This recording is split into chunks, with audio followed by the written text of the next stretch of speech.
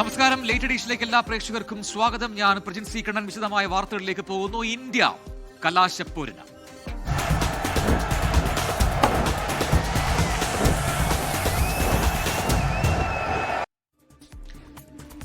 T20 ലോകകപ്പിൽ മിന്നും ജയത്തോടെ ഇന്ത്യ ഫൈനലിൽ കടന്നിരിക്കുന്നു. ത്രില്ലർ പോരിൽ ഇംഗ്ലണ്ടിനെ 7 റൺസിനാണ് തോൽപ്പിച്ചത്. 254 റൺസ് വിജയലക്ഷ്യം പിന്തുടർന്ന ഇംഗ്ലണ്ടിന്റെ പോരാട്ടം 246 റൺസിൽ അവസാനിച്ചു. ഞായറാഴ്ച നടക്കുന്ന ഫൈനലിൽ ന്യൂസിലൻഡാണ് ഇന്ത്യയുടെ എതിരാളികൾ. വീണ്ടും ഇന്ത്യ ഫൈനലിലേക്ക് കടക്കുന്ന ഒരു ലോകകപ്പിന്റെ എന്നുള്ളതിന്റെ ആശ്വാസവും സന്തോഷവും ഒക്കെ ഉണ്ട്. പക്ഷേ എങ്കിലും ഞാൻ പറയും, കഷ്ടിച്ച് ഇന്ത്യ അങ്ങ് കടന്നുപോയി. അങ്ങനെ തന്നെയാണ് പ്രജൻ. ഒരുപക്ഷെ 2020 ലോകകപ്പ് ചരിത്രത്തിലെ ഏറ്റവും വലിയ അല്ലെങ്കിൽ ഒരു ത്രില്ലർ പോരാട്ടം, റൺമഴ കണ്ട മത്സരം എന്നൊക്കെ തന്നെ ഈ മത്സരത്തെ വിശേഷിപ്പിക്കാം. ഇരു ടീമുകളുമായി നേടിയത് 499 റൺസാണ്.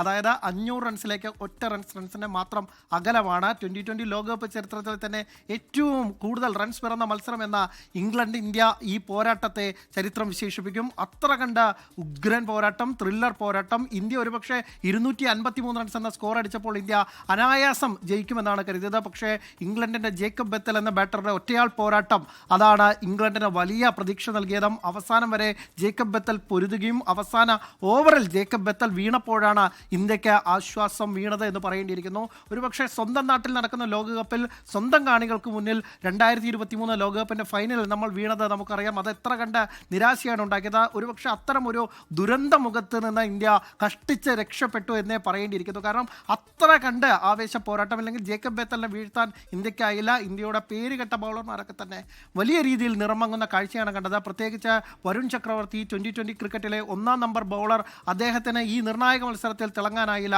4 ഓവറിൽ വിട്ടുകൊടുത്തത് 64 റൺസാണ്. അതേസമയം തന്നെ ജസ്പ്രീത് ബുംറ എന്ന ഇന്ത്യയുടെ അല്ലെങ്കിൽ ലോകത്തെ തന്നെ ഏറ്റവും വലിയ ബൗളർ എന്ന് അദ്ദേഹത്തെ വിശേഷിപ്പിക്കുന്നത് എന്തുകൊണ്ട് തെളിഞ്ഞ മത്സരം കൂടിയാണ്.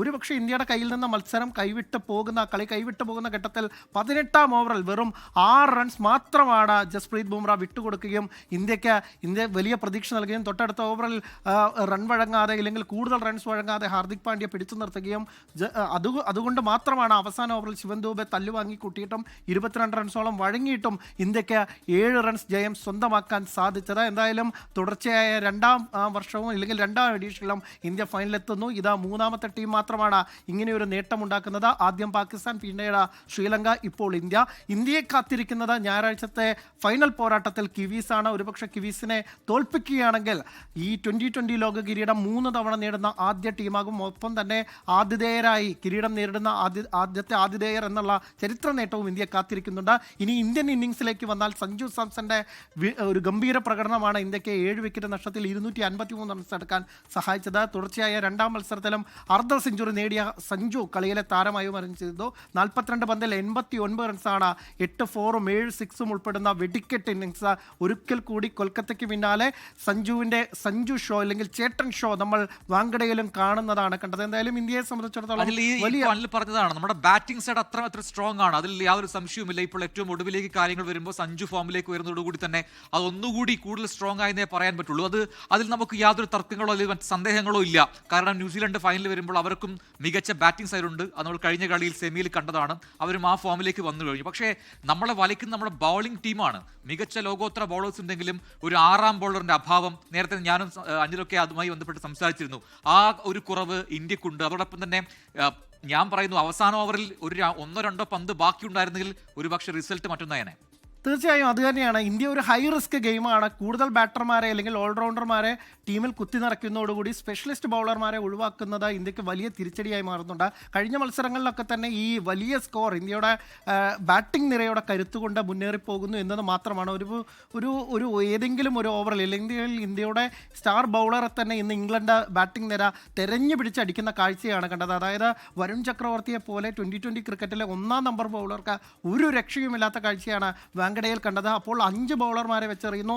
6-ാം ബൗളറായ ശിവം ദൂബെയെ ആ ഘട്ടത്തിലൊന്നും പരീക്ഷിക്കാൻ ഇന്ത്യക്ക് ധൈര്യമില്ല, അല്ലെങ്കിൽ സൂര്യകുമാർ യാദവിന് ധൈര്യമില്ല. ഇല്ലെങ്കിൽ ഒരു 30 റൺസൊക്കെ തന്നെ ലാസ്റ്റ് ഓവറിൽ വേണം എന്നൊരു ഘട്ടത്തിൽ മാത്രമാണ് ശിവൻ ദൂബെയെ ഇറക്കാൻ ഇന്ത്യക്ക് സാധിക്കുന്നത് എന്നുള്ളത് ഇന്ത്യയുടെ വലിയ പോരായ്മയായി മാറുകയാണ്. അല്ലെങ്കിൽ ഇന്ത്യ അവസാന മത്സരത്തിന് ഇറങ്ങുമ്പോൾ ഇതിന് ഒരു പരിഹാരം ഉണ്ടാക്കേണ്ടതുണ്ട് എന്നുള്ളതാണ്.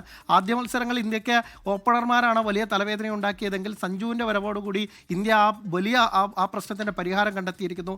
ഇനി കിരീടം നിലനിർത്താനുള്ള ഈ പോരിൽ ഇന്ത്യ അത് മാറ്റേണ്ടിയിരിക്കുന്നു. 6ാം ബൗളർ ഒരു ബൗളറെ കൂടി അല്ലെങ്കിൽ ഒരു സ്പെഷ്യലിസ്റ്റ് ബൗളറെ കൂടി അഹമ്മദാബാദിൽ ഇറക്കണമോ എന്ന് ടീം ഇന്ത്യ കാര്യമായി തന്നെ ചിന്തിക്കേണ്ടതുണ്ട് കിരീടം നിലനിർത്തണമെങ്കിൽ. പ്രജിത്ത്. യെസ്, അനിൽ വാസുദേവാണ് സ്പോർട്സ് ഡെസ്കിൽ വിശദാംശങ്ങൾ നൽകിയത്. നേരത്തെ പറഞ്ഞതുപോലെ അവസാന ഓവറിൽ 32 റൺസ് മാത്രം, അത്രയും റൺസ് വേണ്ടിയിരുന്നു. പക്ഷേ ആ മത്സരത്തിലാണ് 7 റൺസിന് ഇംഗ്ലണ്ട് പരാജയപ്പെടുന്നത് പറയുമ്പോൾ തന്നെ മനസ്സിലാവും ആ ബൗളിംഗ് ആ രീതിയിലുള്ള ഒരു കൺസിസ്റ്റൻസി ഇന്ത്യക്കില്ല എന്നുള്ളത്. മുംബൈ വാങ്കഡെ സ്റ്റേഡിയത്തിലേക്ക് പോകാൻ അവിടെ ശ്രീനാഥ് ചന്ദ്രൻ തയ്യാറായി നിൽക്കുന്നുണ്ട്. ശ്രീനാഥ്, മുൾമുനയിലായിരുന്നു അവിടെ ഇന്ത്യൻ ആരാധകർ ഗാലറിയിൽ എന്ന കാര്യം വ്യക്തമായിരുന്നു. ആ ദൃശ്യങ്ങളെല്ലാം നമ്മൾ കണ്ടതാണ് തത്സമയം. ഇപ്പോൾ ആശ്വാസമുണ്ട്, പ്രതീക്ഷയാണ്. ഇനി ഒരു മത്സരം മാത്രം ബാക്കി ക്രിക്കറ്റ് ലോകകപ്പിൽ മുത്തമിടാൻ. ആരാധകരുടെ പ്രതികരണം എങ്ങനെ? പ്രജിൻ, ആരാധകരെ സംബന്ധിച്ചിടത്തോളം പൈസ വസൂൽ എന്നതാണ് പൊതുവെ ആരാധകരൊക്കെ പറയുന്നത്. ഏതാണ്ട് 500-നടുത്ത് റൺസ് ഇരു ടീമുകളും കൂടി അടിച്ചു കൂട്ടിയ റൺമല കണ്ട ഒരു പോരാട്ടത്തിനൊടുവിൽ അതിൻ്റെ ആവേശമൊക്കെ അവസാന പന്ത് വരെ അല്ലെങ്കിൽ അവസാന ഓവർ വരെ നീട്ടിക്കൊണ്ടുപോകാൻ ഇംഗ്ലണ്ടിന് കഴിഞ്ഞു. അതുകൊണ്ട് ഒരു നല്ലൊരു മത്സരം, ഒരു പോരാട്ടം, ഒപ്പത്തിനൊപ്പം നീങ്ങിയ ഒരു പോരാട്ടം കാണാൻ കഴിഞ്ഞു എന്നതിൻ്റെ ഒരു സന്തോഷം ആരാധകരിലൊക്കെ തന്നെ പ്രകടമാണ്. ഞാനിപ്പോൾ ഉള്ളത് മറൈൻ ഡ്രൈവിലാണ്. അതായത് ഈ വാങ്കഡെ സ്റ്റേഡിയത്തിന് തൊട്ടുപുറത്ത് ഉള്ള മറൈൻ ഡ്രൈവിൽ ആരാധകരുടെ ആവേശം തന്നെയാണ് ഇപ്പോഴും നമുക്ക് കാണാൻ വേണ്ടി കഴിയുന്നത്. പോലീസ് ഏറെ പണിപ്പെട്ട് ആളുകളെ ഇവിടെ നിന്ന് പിരിഞ്ഞു പോകാൻ ആവശ്യപ്പെടുന്നുണ്ട്. എന്നാൽ പോലും മറൈൻ ഡ്രൈവിൽ ഇപ്പോഴും 100 കണക്കിന് പേർ ആ ഒരു ആഹ്ലാദത്തിൽ തന്നെയാണ്.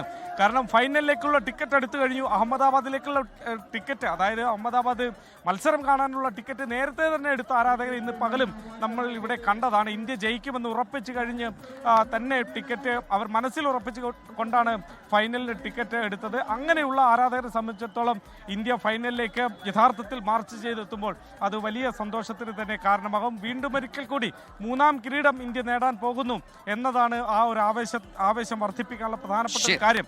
ഇന്നിപ്പോൾ ഗാലറിയിൽ ആരാധകർക്കൊപ്പം 2 പ്രധാനപ്പെട്ട മുഖങ്ങൾ കൂടി ഉണ്ടായിരുന്നു. അതിലൊന്ന് 2007 T20 ലോകകപ്പ് നേടിത്തന്ന മഹേന്ദ്ര സിംഗ് ധോണി, ഒപ്പം 2024 T20 ലോകകപ്പ് നേടിത്തന്ന രോഹിത് ശർമ്മ എന്നീ ക്യാപ്റ്റന്മാർ കൂടി ഈ സന്തോഷത്തിന്റെ ഭാഗമാകുന്നുണ്ട്. പ്രജിൻ. യെസ്, അതാണ് ശ്രീനാഥ് ചന്ദ്രൻ അവിടെ നൽകിയ ഏറ്റവും പുതിയ അപ്ഡേറ്റുകൾ. മറ്റു റിപ്പോർട്ടുകളിലേക്കാണ്. തമിഴ്നാട് ഗവർണർ RN രവിയെ ബംഗാൾ ഗവർണറായി നിയമിച്ച് രാഷ്ട്രപതി CV ആനന്ദബോസിന്റെ രാജിക്ക് പിന്നാലെയാണ് ഈ നടപടി. കേരള ഗവർണർ രാജേന്ദ്ര വിശ്വനാഥ് അർലേക്കർക്ക് തമിഴ്നാടിന്റെ കൂടി ചുമതല നൽകിയിട്ടുണ്ട്. PR അരവിന്ദ് ഡൽഹിയിൽ നിന്ന് ചേരുന്നു കൂടുതൽ വിവരങ്ങളുമായി. അരവിന്ദ്, ഇതിപ്പോൾ ഒരു ഉത്തരവായി കേന്ദ്ര സർക്കാർ ഈ നിയമനം നടത്തിയിരിക്കുന്നു, അത് ഇറക്കിയിരിക്കുന്നു എന്നുള്ളതാണ് വിവരങ്ങൾ. പ്രജിൻ, സംസ്ഥാനത്തെ ഗവർണർമാരുടെ പദവിയിൽ വലിയ മാറ്റങ്ങളാണ് ഇപ്പോൾ കേന്ദ്ര സർക്കാർ കൊണ്ടുവന്നിരിക്കുന്നത്. പ്രധാനമായും ഗവർണർമാരുടെ ഇപ്പോൾ വലിയ രീതിയിലുള്ള മാറ്റങ്ങൾ കൊണ്ടുവന്നിരിക്കുന്നു. പശ്ചിമ ബംഗാൾ ഗവർണറായി ഇപ്പോൾ തമിഴ്നാട് ഗവർണറായ RN രവിയെ നിയമിച്ചിരിക്കുകയാണ്. ഈ ഉത്തരവ് ഇപ്പോൾ രാഷ്ട്രപതി പുറത്തിറക്കിയിരിക്കുന്നു. ഇതുകൂടാതെ തന്നെ കേരള ഗവർണറായ രാജേന്ദ്ര വിശ്വനാഥ് അർലേക്കർക്ക് തമിഴ്നാടിന്റെ ചുമതല കൂടി നൽകിയിരിക്കുന്നു. ഹിമാചൽ പ്രദേശ് ഗവർണർ ശിവപ്രസാദ് ശുക്ല ഇനിയിപ്പോൾ തെലങ്കാന ഗവർണറായി മാറുകയാണ്. അതേസമയം തെലങ്കാന ഗവർണറായ കൃഷ്ണദേവ് വർമ്മയെ മഹാരാഷ്ട്ര ഗവർണറായി നിയമിച്ചിരിക്കുന്നു. നന്ദകിഷോർ യാദവാണ് പുതിയ നാഗാലാൻഡ് ഗവർണറായി എത്തുക. CV ആനന്ദബോസിന്റെ രാജി സ്വീകരിച്ചതായും ഇപ്പോൾ രാഷ്ട്രപതി വ്യക്തമാക്കുകയാണ്. നേരത്തെ തന്നെ ലഡാക്ക് ലഫ്റ്റനന്റ് ഗവർണർ രാജിവെച്ചിരുന്നു. ആ പദവിയിലേക്ക് ഇനി എത്താൻ പോകുന്നത് ഡൽഹി ലഫ്റ്റനന്റ് ഗവർണറായ വിനയ് കുമാർ സക്സേനയാണ്. എന്തായാലും ലഡാക്ക് ലഫ്റ്റനന്റ് ഗവർണർ രാജിവെച്ച കവീന്ദർ ഗുപ്തയെ ഹിമാചൽ പ്രദേശ് ഗവർണറായാണ് നിയമിച്ചിരിക്കുന്നത്. അതേസമയം ബീഹാർ ഗവർണറായ ആരിഫ് മുഹമ്മദ് ഖാനെ സ്ഥാനത്ത് നിന്ന് മാറ്റിയിട്ടുണ്ട്. അദ്ദേഹം നേരത്തെ കേരള ഗവർണറായിരുന്നു. ബീഹാർ ഗവർണറായി ഇനിയിപ്പോൾ വരാൻ പോകുന്നത് റിട്ടയർഡ് ലഫ്റ്റനന്റ് ജനറൽ സയ്യിദ് അദാ ഹസൈനാണ്. അതേസമയം തരഞ്ജിത് സിംഗ് സന്ധുവാണ് ഡൽഹി ലഫ്റ്റനന്റ് ഗവർണറായി എത്തുക. എന്തായാലും വലിയ മാറ്റങ്ങളാണ് ഈ മണിക്കൂറിൽ ഇപ്പോൾ പുറത്തു വരുന്നത്. നേരത്തെ ആനന്ദബോസിന്റെ രാജിയുമായി ബന്ധപ്പെട്ട് വലിയ രീതിയിലുള്ള വിവാദങ്ങൾ തുടരുന്ന ഒരു പശ്ചാത്തലം ഉണ്ടായിരുന്നു. എന്തുകൊണ്ടാണ് ഈ രാജി എന്ന കാര്യത്തിൽ ആനന്ദബോസ് ഇപ്പോഴും ഒരു വ്യക്തത വരുത്തിയിട്ടില്ല. എന്തായാലും ആനന്ദബോസിന് പുതിയ പദവികളൊന്നും നിലവിൽ കേന്ദ്ര സർക്കാരോ അതുപോലെ തന്നെ രാഷ്ട്രപതിയോ നൽകിയിട്ടില്ല. എന്തായാലും ഇതുമായി ബന്ധപ്പെട്ട വിശദീകരണം ആനന്ദബോസിന്റെ ഭാഗത്തു നിന്ന് ഉണ്ടാകുമെന്ന് തന്നെ പ്രതീക്ഷിക്കുന്നു. എന്തായാലും തെരഞ്ഞെടുപ്പ് അടുത്ത സംസ്ഥാനങ്ങളിലടക്കം വലിയ രീതിയിലുള്ള മാറ്റങ്ങൾ വന്നിരിക്കുന്നു. പ്രധാനമായും ബംഗാളിലും അതുപോലെ തന്നെ മറ്റ് സംസ്ഥാനങ്ങൾ തമിഴ്നാട്ടിലടക്കം ഗവർണർമാരെ മാറ്റിക്കൊണ്ടാണ് ഇപ്പോൾ കേന്ദ്രം മുന്നോട്ട് പോകുന്നത്. തമിഴ്നാടിന്റെ ഗവർണറുടെ ചുമതല കേരള ഗവർണർക്കായിരിക്കും ഇനി ഉണ്ടാവുക. അതേസമയം തമിഴ്നാട് ഗവർണറായ RN രവി ബംഗാൾ ഗവർണറായി പോവുകയാണ്. എന്തായാലും തമിഴ്നാടും അതുപോലെ തന്നെ തമിഴ്നാട് ഗവർണർ RN രവിയുമായി ബന്ധപ്പെട്ട തർക്കങ്ങൾ നമുക്കറിയാം. സുപ്രീം കോടതി വരെ എത്തിയ പോരാട്ടങ്ങൾ തമിഴ്നാട് സർക്കാരും ഗവർണറും തമ്മിൽ ഉണ്ടായിരുന്നു. എന്തായാലും അദ്ദേഹം ഉടൻ തന്നെ ബംഗാളിൽ ഗവർണറായി ചുമതലയേൽക്കുമെന്നതാണ് വ്യക്തമാക്കുന്നത്. അതേസമയം ആനന്ദബോസിന്റെ രാജിയുമായി ബന്ധപ്പെട്ട വിശദീകരണം അടുത്ത ദിവസം തന്നെ ആനന്ദബോസിന്റെ ഭാഗത്തുനിന്ന് ലഭിക്കുമെന്നതാണ് പ്രതീക്ഷിക്കുന്നത്. വിവിധ സംസ്ഥാനങ്ങളിൽ നിയമസഭാ തെരഞ്ഞെടുപ്പ് അടുത്തിരിക്കുകയാണ്. ഇപ്പോൾ ഈ രീതിയിൽ പുതിയ ഗവർണർമാരെയൊക്കെ ഉള്ള അവരുടെ നിയമനം എന്നതും ശ്രദ്ധേയമാണ്. PR അരവിന്ദാണ് ഡൽഹിയിൽ നിന്നും വിശദാംശങ്ങൾ നൽകിയത്. വയനാട് വടക്കനാട് യുവാവിനെ കൊന്ന കാട്ടാനയെ പിടികൂടാനുള്ള നടപടികൾ തുടങ്ങിയിട്ടുണ്ട്. കുങ്കിയാനകളായ പ്രമുഖയെയും സൂര്യയെയും ആ സ്ഥലത്തെത്തിച്ച് നടപടികളിലേക്ക് അധികൃതർ കടന്നിട്ടുണ്ട് എന്നാണ് അറിയാൻ കഴിയുന്നത്.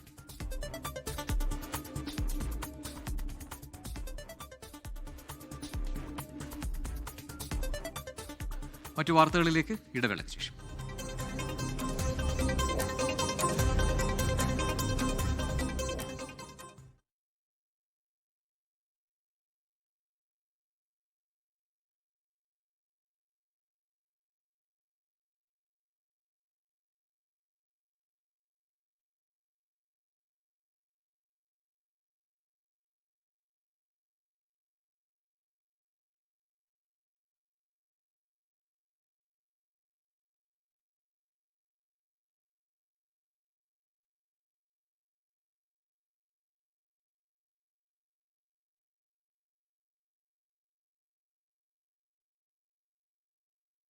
You are watching 24. Welcome back. Late edition തുടരുന്നു. തിരുവനന്തപുരം കിളിമാനൂരിൽ ഡിവൈഎഫ്ഐ സമ്മേളനത്തിൽ ബഹളവും ഇറങ്ങിപ്പോക്കും. കിളിമാനൂർ ബ്ലോക്ക് സമ്മേളനത്തിലാണ് ബഹളമുണ്ടായത്. ഭാരവാഹികളെ ഏകപക്ഷീയമായി നിശ്ചയിച്ചു എന്നാരോപിച്ച് ഒരു വിഭാഗം പ്രവർത്തകർ പ്രതിഷേധിക്കുകയായിരുന്നു.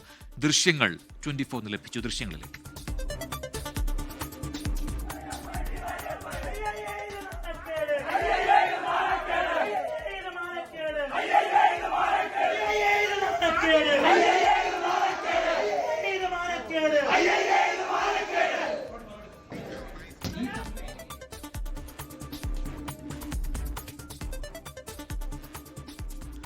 ആഗോള അയ്യപ്പ സംഗമത്തിൽ സ്പോൺസർഷിപ്പ് തുകയേക്കാൾ കൂടുതൽ പണം ചെലവഴിച്ചതിൽ തിരുവിതാംകൂർ ദേവസ്വം ബോർഡിന് ഹൈക്കോടതിയുടെ വിമർശനം. അധിക സാമ്പത്തിക ബാധ്യത ഏറ്റെടുത്തതിലെ കാരണങ്ങൾ ബോധിപ്പിക്കണം. സ്പോൺസർഷിപ്പ് തുക ഉപയോഗിച്ച് സംഗമം നടത്തുമെന്ന ബോർഡിന്റെ ഉറപ്പ് ലംഘിക്കപ്പെട്ടുവെന്നും കോടതി നിരീക്ഷിച്ചു.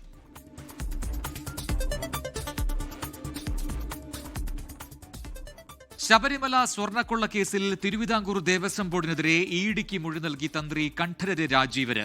കൊള്ള നടന്നിട്ടുണ്ടെങ്കിൽ ഉത്തരവാദി ബോർഡ് അധികൃതരും ഉദ്യോഗസ്ഥരുമാണെന്നാണ് മൊഴി. അതേസമയം ജയിലിൽ കഴിയുന്ന സ്മാർട്ട് ക്രിയേഷൻ CEO പങ്കജ് ഭണ്ഡാരിയുടെ ഹർജി വിധി പറയാൻ മാറ്റി. സ്വർണ്ണക്കൊള്ള നടന്നിട്ടുണ്ടെങ്കിൽ അതിന് ഉത്തരവാദി ബോർഡ് അധികൃതരും ഉദ്യോഗസ്ഥരുമാണെന്നാണ് ഇഡിക്ക് തന്ത്രി കണ്ഠരര് രാജീവർ നൽകിയ മൊഴി. ആചാരപരമായ കാര്യങ്ങൾ യഥാവിധി നടക്കുന്നുവെന്ന് ഉറപ്പാക്കുകയായിരുന്നു തന്റെ ചുമതല. ബോർഡിന്റെ തീരുമാനങ്ങളിൽ വിധി കൽപ്പിക്കാൻ താൻ ആളല്ല എന്നും തന്ത്രി മൊഴി നൽകിയിട്ടുണ്ട്. ഉണ്ണികൃഷ്ണൻ പോറ്റിയെ സ്പോൺസറായി സന്നിധാനത്തേക്ക് എത്തിച്ചത് താനല്ല എന്നും തന്ത്രി ആവർത്തിച്ചു. സ്വർണ്ണക്കൊള്ളക്കേസിലെ കള്ളപ്പണ ഇടപാടുമായി ബന്ധപ്പെട്ടും കണ്ഠരര് രാജീവരുടെ മൊഴി ഇഡി രേഖപ്പെടുത്തിയിരുന്നു. അതേസമയം smart creation CEO Pankaj Bhandari Kollam vigilance കോടതിയിൽ നൽകിയ 2 ഹർജികളിലും വാദം പൂർത്തിയായി.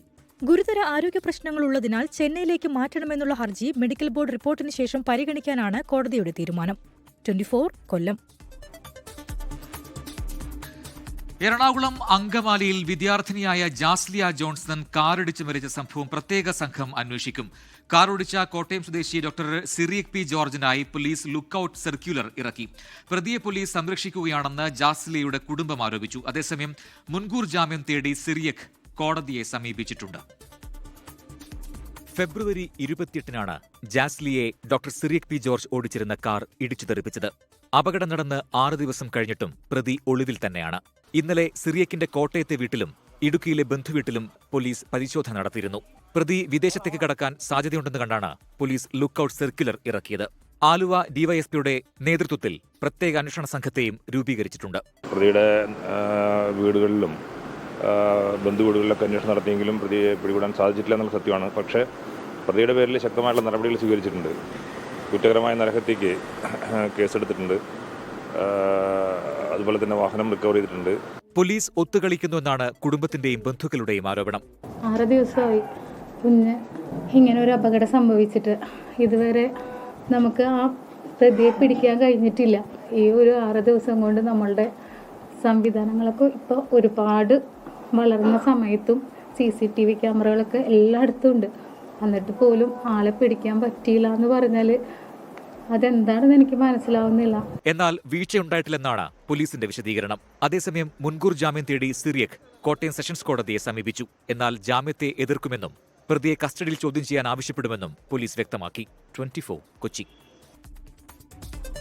ഇനി തെരഞ്ഞെടുപ്പ് വാർത്തകളിലേക്കാണ്. വോട്ടുത്സവം.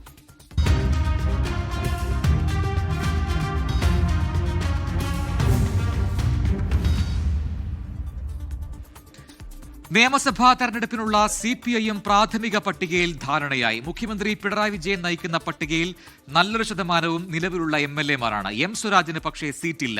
പ്രഖ്യാപനം നീളുന്ന സാഹചര്യത്തിൽ ഔദ്യോഗിക സ്ഥാനാർത്ഥി പ്രഖ്യാപനവും നീട്ടിവെക്കാനാണ് സംസ്ഥാന സമിതി യോഗത്തിലെ തീരുമാനം. പോളിറ്റ് ബ്യൂറോയിൽ നിന്ന് പിണറായി വിജയൻ, കേന്ദ്ര കമ്മിറ്റിയിൽ നിന്ന് KK Shailaja, TP Ramakrishnan, KN Balagopal, P Rajeev, സംസ്ഥാന സെക്രട്ടറിയിൽ നിന്ന് VN വാസവൻ, സജി ചെറിയാൻ, PA മുഹമ്മദ് റിയാസ്. ഇതാണ് CPM സംസ്ഥാന സമിതി അംഗീകരിച്ച സ്ഥാനാർത്ഥി പട്ടികയുടെ നേതൃഘടന. കാസർഗോഡ് ജില്ലയിലെ ഉദുമയിൽ CH കുഞ്ഞമ്പുവും തൃക്കരിപ്പൂരിൽ VP മുസ്തഫയും മത്സരിക്കും. പ്രാദേശിക എതിർപ്പുകളുണ്ടെങ്കിലും തളിപ്പറമ്പിൽ PK ശ്യാമളയും തലശ്ശേരിയിൽ കാരായി രാജനും തന്നെ മത്സരിക്കും. മട്ടന്നൂരിൽ VK സനോജും പയ്യന്നൂരിൽ TI മസൂദനും പേരാവൂരിൽ KK ശൈലജയും മത്സരിക്കും. വയനാട് ജില്ലയിലെ മാനന്തവാടിയിൽ OR കേളുവും ബത്തേരിയിൽ വിശ്വനാഥനും സ്ഥാനാർത്ഥികളാകും. കോഴിക്കോട് ജില്ലയിലെ പേരാമ്പ്രയിൽ TP രാമകൃഷ്ണനും ബേപ്പൂരിൽ മുഹമ്മദ് റിയാസും കൊയിലാണ്ടിയിൽ K ദാസനുമായിരിക്കും CPM സ്ഥാനാർത്ഥികൾ. കൊടുവള്ളിയിൽ സ്വതന്ത്ര പരീക്ഷണത്തിലാണ് ധാരണ. മലപ്പുറം ജില്ലയിലെ പൊന്നാനിയിൽ MK സക്കീറും തവനൂരിൽ KT ജലീലും മത്സരിക്കും. പെരിന്തൽമണ്ണ, മങ്കട, നിലമ്പൂർ സീറ്റുകളിൽ പൊതു സ്വതന്ത്രനെയാണ് തേടുന്നത്. പാലക്കാട് ജില്ലയിലെ തൃത്താലയിൽ മന്ത്രി MB രാജേഷ് വീണ്ടും മത്സരിക്കും. ഷൊർണൂരിൽ P മമ്മിക്കുട്ടിയും ഒറ്റപ്പാലത്ത് പ്രേംകുമാറും മലമ്പുഴയിൽ A പ്രഭാകരനും തുടരും. നെന്മാറയിൽ K പ്രേമനാണ് സ്ഥാനാർത്ഥി. ആലത്തൂരിൽ ജില്ലാ സെക്രട്ടറി അംഗം TM ശശിയും മത്സരത്തിനിറങ്ങും. പാലക്കാട് സീറ്റിലെ സ്ഥാനാർത്ഥിയെ UDF സ്ഥാനാർത്ഥി ആരാണെന്നതിന് ശേഷം തീരുമാനിക്കും. സ്വതന്ത്രനാണ് മുഖ്യപരിഗണന. തൃശൂർ ജില്ലയിലെ കുന്നംകുളത്ത് AC മൊയ്തീൻ തന്നെ മത്സരിക്കും. വടക്കാഞ്ചേരിയിൽ സേവ്യർ ചിറ്റലപ്പള്ളിയും ഇരിങ്ങാലക്കുടയിൽ R ബിന്ദുവും പുതുക്കാട് രാമചന്ദ്രനും തുടരും. മണലൂരിൽ മുൻ മന്ത്രി C രവീന്ദ്രനാഥാണ് CPM സ്ഥാനാർത്ഥി. എറണാകുളത്ത് തൃപ്പൂണിത്തുറയിൽ K ഉണ്ണികൃഷ്ണനെ മത്സരിപ്പിക്കാനാണ് തീരുമാനം. ഉണ്ണികൃഷ്ണൻ MLA ആയിരുന്ന വൈപ്പിനിൽ MB ഷൈനിയും മത്സരിക്കും. ആലപ്പുഴ ജില്ലാ സെക്രട്ടറി R നാസറിന് സീറ്റില്ല. അരൂരിൽ സിറ്റിംഗ് MLA ദലീമ തുടരും. പത്തനംതിട്ടയിലെ ആറന്മുളയിൽ വീണ ജോർജ് മൂന്നാം തവണയും മത്സരത്തിനിറങ്ങും. കൊല്ലം മണ്ഡലത്തിൽ S ജയമോഹനാണ് സ്ഥാനാർത്ഥി. കുണ്ടറയിൽ SL സജികുമാർ മത്സരിക്കും. നിയമസഭാ തെരഞ്ഞെടുപ്പിൽ മത്സരിക്കാനില്ലെന്ന് മുൻ മന്ത്രി J മേഴ്സിക്കുട്ടിയമ്മ സംസ്ഥാന സമിതിയെ അറിയിച്ചു. സ്വതന്ത്ര സ്ഥാനാർത്ഥികളുടെ കാര്യത്തിൽ ജില്ലാ നേതൃയോഗങ്ങളോടെ അന്തിമ തീരുമാനമാകും. അടുത്ത വെള്ളിയാഴ്ചയോടെ സ്ഥാനാർത്ഥികളെ ഔദ്യോഗികമായി പ്രഖ്യാപിക്കാനാണ് CPIM-ലെ ധാരണ. R ശ്രീജിത്ത്, 24 തിരുവനന്തപുരം. തളിപ്പറമ്പിൽ PK ശ്യാമള മത്സരിക്കുന്നതിനെ ചൊല്ലിയുള്ള വിവാദത്തിൽ CPIM സംസ്ഥാന സമിതിയിൽ പ്രതിരോധം തീർത്ത് സംസ്ഥാന സെക്രട്ടറി MV ഗോവിന്ദൻ. വിവാഹത്തിന് മുൻപേ PK ശ്യാമള പാർട്ടി പദവികളിൽ സജീവമായിരുന്നുവെന്ന് MV ഗോവിന്ദൻ പറഞ്ഞു. PK ശ്യാമള തന്റെ ഭാര്യയാണെന്ന ചർച്ച ഇപ്പോൾ പൊട്ടിമുളച്ചത് എങ്ങനെയെന്നും സംസ്ഥാന സമിതിയിൽ MV ഗോവിന്ദൻ ചോദിച്ചു. പറവൂരിൽ പ്രതിപക്ഷ നേതാവ് VD സതീശനെതിരെ എറണാകുളം മുൻ ജില്ലാ സെക്രട്ടറി KM ദിനകരൻ, മകൻ ദിവിൻ K ദിനകരൻ എന്നിവരുടെ പേര് നിർദ്ദേശിച്ച് CPI മണ്ഡലം കമ്മിറ്റി. NM പിയേഴ്സിന്റെ പേരും പരിഗണിക്കുന്നുണ്ട്. മൂവാറ്റുപുഴയിൽ CPI ജില്ലാ സെക്രട്ടറി N അരുണിന്റെ പേരാണ് മണ്ഡലം കമ്മിറ്റി നിർദ്ദേശിച്ചത്. മുൻ MLA-മാരായ ബാബു പോൾ, എൽദോ എബ്രഹാം എന്നിവരുടെ പേരും പരിഗണനയിലുണ്ട്. പദവി ഒഴിഞ്ഞ് ബീഹാർ മുഖ്യമന്ത്രി നിതീഷ് കുമാർ. രാജ്യസഭാ തെരഞ്ഞെടുപ്പിനായി നിതീഷ് കുമാർ നാമനിർദ്ദേശ പത്രിക സമർപ്പിച്ചു. മുഖ്യമന്ത്രി സ്ഥാനം BJP ഏറ്റെടുക്കും. നിതീഷ് കുമാറിന്റെ മകൻ നിശാന്ത് കുമാറിനെ ഉപമുഖ്യമന്ത്രിയാക്കാനും ധാരണയായി. പതിറ്റാണ്ടുകൾ നീണ്ട നിതീഷ് യുഗത്തിനാണ് ഇതോടെ അന്ത്യമാകുന്നത്. കേന്ദ്ര ആഭ്യന്തരമന്ത്രി അമിത്ഷാ, ഉപമുഖ്യമന്ത്രി സാമ്രാജ് ചൌധരി തുടങ്ങിയ നേതാക്കൾക്കൊപ്പം എത്തിയാണ് മുഖ്യമന്ത്രി നിതീഷ് കുമാർ, BJP ദേശീയ അധ്യക്ഷൻ നിതിൻ നബിൻ അടക്കമുള്ള NDA-യുടെ 5 സ്ഥാനാർത്ഥികളും നാമനിർദ്ദേശ പത്രിക സമർപ്പിച്ചത്. രാജ്യസഭാ അംഗമാകാൻ താൻ ആഗ്രഹിക്കുന്നു. പുതിയ സർക്കാരിന് തന്റെ പിന്തുണയും മാർഗനിർദ്ദേശവും ഉണ്ടാകുമെന്ന് നിതീഷ് കുമാർ. നിതീഷ് രാജിവെക്കുന്നതോടെ മുഖ്യമന്ത്രി സ്ഥാനം BJP ഏറ്റെടുക്കും. മുഖ്യമന്ത്രി സ്ഥാനം BJPക്ക് നൽകുന്നതിൽ രോഷാകുലരായ ഒരു വിഭാഗം JDU പ്രവർത്തകർ പട്നയിലെ പാർട്ടി ആസ്ഥാനം അടിച്ചു തകർത്തു. നിതീഷ് കുമാറിന്റെ വസതിക്ക് മുന്നിലും വൈകാരിക പ്രതിഷേധങ്ങളുണ്ടായി. പുതിയ സർക്കാർ രൂപീകരണത്തിനായി ആഭ്യന്തരമന്ത്രി അമിത്ഷായുടെ നേതൃത്വത്തിൽ പട്നയിൽ ചർച്ചകൾ നടന്നു. ഉപമുഖ്യമന്ത്രി സാമ്രാജ് ചൌധരിക്കാണ് മുഖ്യമന്ത്രി സ്ഥാനത്തേക്ക് ഏറ്റവും സാധ്യത. നിതീഷ് കുമാറിന്റെ മകൻ നിശാന്ത് കുമാർ അടക്കം JDU-വിന് 2 ഉപമുഖ്യമന്ത്രിമാർ ഉണ്ടാകുമെന്നാണ് സൂചന. അടുത്ത വർഷം ജൂലൈയിൽ നടക്കാനിരിക്കുന്ന രാഷ്ട്രപതി തെരഞ്ഞെടുപ്പ് നിതീഷ് കുമാർ ലക്ഷ്യം വെക്കുന്നതായും അഭ്യൂഹങ്ങളുണ്ട്. 24 ഡൽഹി. ടെഹ്റാനിലെ താമസ സമുച്ചയങ്ങൾ ഉൾപ്പെടെ തകർത്ത് 6ാം ദിനവും ഇറാനിൽ ഇസ്രയേൽ അമേരിക്കൻ സൈനിക നടപടി തുടരുകയാണ്. 1300ഓളം പേർ ഇതുവരെ കൊല്ലപ്പെട്ടെന്ന് റെഡ് ക്രസന്റ് അറിയിച്ചു. ആക്രമണത്തിന് പുറമെ കുടിവെള്ളവും വൈദ്യുതിയും കൂടി മുടങ്ങിയതോടെ ജനം കൂടുതൽ ദുരിതത്തിലായി. അറേബ്യൻ ഗൾഫിൽ അമേരിക്കൻ എണ്ണക്കപ്പൽ തകർത്തെന്ന് ഇറാൻ അവകാശപ്പെട്ടു. ഇതുവരെ 600ലേറെ കേന്ദ്രങ്ങൾ ലക്ഷ്യമിട്ടാണ് ഇറാനിൽ ഇസ്രയേലിന്റെയും അമേരിക്കയുടെയും ആക്രമണം. ഇതിൽ 100ലേറെയും ജനവാസ കേന്ദ്രങ്ങൾ. സൈനിക നടപടി 6ാം ദിനത്തിലെത്തിയപ്പോൾ ജനജീവിതം കൂടുതൽ ദുരിതത്തിലായി. ടെഹ്റാൻ ഉൾപ്പെടെ നഗരങ്ങളിൽ പലയിടത്തും വൈദ്യുതിയും വെള്ളവും നഷ്ടപ്പെട്ടു. ഇന്റർനെറ്റ് സേവനങ്ങൾ പൂർണ്ണമായും നിലച്ചു. റെഡ് ക്രസന്റ് ഉൾപ്പെടെ 14 ആശുപത്രി സമുച്ചയങ്ങൾ ആക്രമണത്തിൽ നിലംപൊത്തി. കഴിഞ്ഞ ദിവസങ്ങളെ അപേക്ഷിച്ച് ഇറാന്റെ പ്രത്യാക്രമണത്തിൽ കുറവുണ്ടായെന്ന് അന്താരാഷ്ട്ര മാധ്യമങ്ങൾ റിപ്പോർട്ട് ചെയ്തു. മിസൈൽ ലോഞ്ച് പാഡുകൾ ആക്രമണത്തിൽ നശിപ്പിച്ചതാണ് കാരണം. ഇറാന്റെ മൊബൈൽ മിസൈൽ ലോഞ്ചർ ഇസ്രയേൽ ആക്രമണത്തിൽ തകർന്ന ദൃശ്യങ്ങൾ പുറത്തുവന്നു. ഇതിനിടെ ഹോർമുസ് കടലിടുക്കിന് സമീപം അറേബ്യൻ ഗൾഫിൽ അമേരിക്കൻ എണ്ണ ടാങ്കർ ആക്രമിച്ചെന്ന് ഇറാൻ അവകാശപ്പെട്ടു. അതേസമയം 2 ഇടങ്ങളിൽ ഇറാനിയൻ ഡ്രോണുകൾ പതിച്ചതിൽ ഇറാനെതിരെ അസർബൈജാൻ കടുത്ത അതൃപ്തി പ്രകടിപ്പിച്ചു. നഖ്ചിവൻ വിമാനത്താവളത്തിന് സമീപവും സ്കൂളിന് സമീപവുമാണ് ഡ്രോണുകൾ പൊട്ടിത്തെറിച്ചത്. അതേസമയം ലെബനോണിൽ ഹിസ്ബുള്ള കേന്ദ്രങ്ങൾ ലക്ഷ്യമിട്ട് ഇസ്രയേലിന്റെ കരവ്യോമാക്രമണം തുടരുകയാണ്. International desk 24. മധ്യപൂർവേഷ്യയിലെ സംഘർഷത്തെ തുടർന്ന് ഹോർമുസ് കടലിടുക്കിന് സമീപത്തുള്ള ഗൾഫ് മേഖലയിൽ കുടുങ്ങിയത് 23,000-ലധികം ഇന്ത്യൻ ജീവനക്കാരാണ്. കുടുങ്ങിക്കിടക്കുന്ന ഇന്ത്യൻ നാവികരുമായി നിരന്തരം ആശയവിനിമയം നടത്തുന്നുണ്ടെന്ന് കേന്ദ്ര സർക്കാർ അറിയിച്ചു. അതിനിടെ ഹോർമുസ് കടലിടുക്കിൽ എണ്ണ ടാങ്കർ സ്കൈലൈറ്റിന് നേരെയുണ്ടായ ആക്രമണത്തിൽ കൊല്ലപ്പെട്ട 2 ഇന്ത്യക്കാരെയും തിരിച്ചറിഞ്ഞു. കടലിടുക്കിന് സമീപമുള്ള ഗൾഫ് മേഖലകളിൽ കുടുങ്ങിക്കിടക്കുന്ന കപ്പലുകളിൽ 23,000-ഓളം ഇന്ത്യൻ നാവികരുണ്ടെന്നാണ് കേന്ദ്ര സർക്കാർ വൃത്തങ്ങൾ അറിയിക്കുന്നത്. പേർഷ്യൻ കടലിടുക്കിൽ കുടുങ്ങിക്കിടക്കുന്ന 36 കപ്പലുകളിലായി 1074 ഇന്ത്യക്കാർ ഉള്ളതായാണ് വിവരം. 12 കപ്പലുകൾ ഒമാൻ കടലിടുക്കിലും 24 കപ്പലുകൾ ഹോർമുസ് കടലിടുക്കിലുമാണ് കുടുങ്ങിയത്. കപ്പലുകളിൽ കുടുങ്ങിക്കിടക്കുന്ന ഇന്ത്യൻ നാവികരുമായി നിരന്തരം ആശയവിനിമയം നടത്തുന്നുണ്ടെന്നും കേന്ദ്ര സർക്കാർ അറിയിച്ചു. സംഘർഷ സാധ്യതയുള്ള സമുദ്രമേഖലയിലെ സ്ഥിതിഗതികൾ നിരീക്ഷിച്ചു വരികയാണ്. ഇന്ത്യൻ നാവികരെ സുരക്ഷിതമായ ഇടങ്ങളിലേക്ക് മാറ്റാനുള്ള സാധ്യതകളും പരിശോധിക്കുന്നുണ്ട്. അതിനിടെ ഹോർമുസ് കടലിടുക്കിൽ എണ്ണ ടാങ്കർ സ്കൈലൈറ്റിന് നേരെ ഉണ്ടായ ആക്രമണത്തിൽ കൊല്ലപ്പെട്ട 2 ഇന്ത്യക്കാരെയും തിരിച്ചറിഞ്ഞു. ബീഹാറിൽ നിന്നുള്ള ക്യാപ്റ്റൻ ആശിഷ് കുമാറും രാജസ്ഥാനിൽ നിന്നുള്ള ക്രൂ അംഗം ദലീപ് സിംഗുമാണ് കൊല്ലപ്പെട്ടത്. 24 ഡൽഹി. ലോകത്തെവിടെയായാലും ഏത് സമയത്തും 24 വാർത്തകളും ഓഗ്മെന്റഡ് റിയാലിറ്റി പാക്കേജുകളും എക്സ്പ്ലെയിനറുകളും വിശദമായി കാണാൻ ഞങ്ങളുടെ യൂട്യൂബ് ചാനൽ നിങ്ങൾക്ക് സബ്സ്ക്രൈബ് ചെയ്യാം.